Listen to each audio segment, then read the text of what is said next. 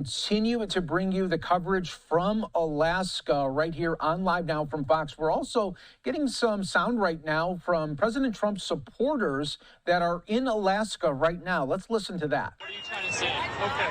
And if you look at me, not the camera. All right. The reason we're here is we supported Trump from the beginning of his campaign. We're district officers of the Republican Party for this district. We feel honored that we could come down and support President Trump. There's several Ukrainians here that live in Alaska, and they're here to support him too. Anything more? We love America. We love America. And Trump is the best thing that's happened to us in a long time. And I've been around a long time. How do you feel about the rally? What are you seeing? How do you like the crowd? Wonderful. Yeah, we're going to be able to go back to developing the resources that are locked in here. That's what we need for America. And also about the summit today, what do you hope for? What do you hope they're going to achieve, Trump and Putin? If I was Premier Putin, I'd do a deal because Trump ain't kidding. It's going to get bad for him if he does not make a deal. What are you hoping is going to be the outcome for today? What do you want to do? Ceasefire in 30 days, negotiate a peace. I want peace, but I want it to be fair. And I think that Trump is the guy that can do that. Thank you so much. Could I have your names? His war, it's true, didn't start on his watch, but he can certainly end it. The Ukrainians are willing to work with the Europeans to buy the kinds of weapons that they need to defend themselves. And all we have to do is demonstrate that strength because Putin can be trusted. And so, you know, George Bush looked in the eye of President Putin, said he could see his soul. I hope that President Trump looks in the eye of President Putin, sees that he doesn't want any peace.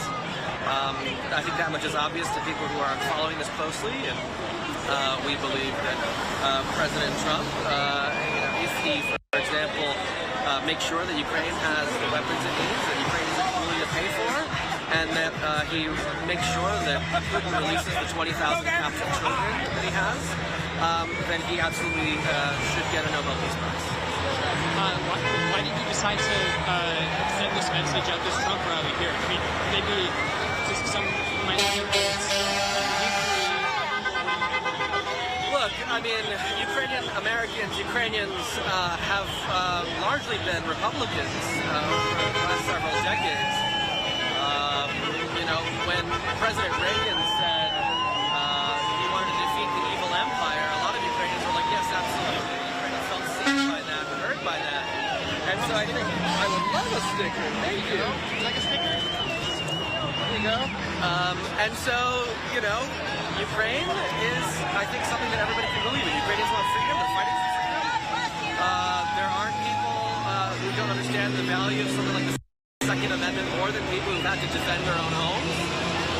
And so I think this is a message that every American should hear, and I'm deeply sad that this has become a partisan issue. And I feel like it's my responsibility to make sure that Ukrainian voices are heard, and that the diversity of the Ukrainian American voice, which is mostly Republican and also Democrat, are represented as well. How have the reactions been like today from your fellow Trump supporters? What have people been saying? Sure, so a lot of the people here support Ukraine. A lot of the people here say they want peace. And I share that hope for peace. I really need President Trump to see that Putin does not share the desire for peace.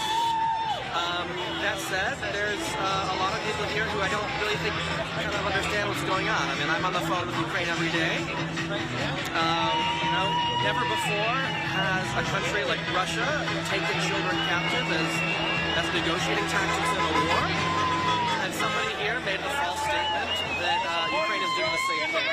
That's not true. So I see my role here is also to educate, because I believe that Republicans especially believe in the dignity of children, the dignity of families, the dignity of Christians, and that Russia is attacking children, attacking Christians, and that people here understand why that's not tolerable.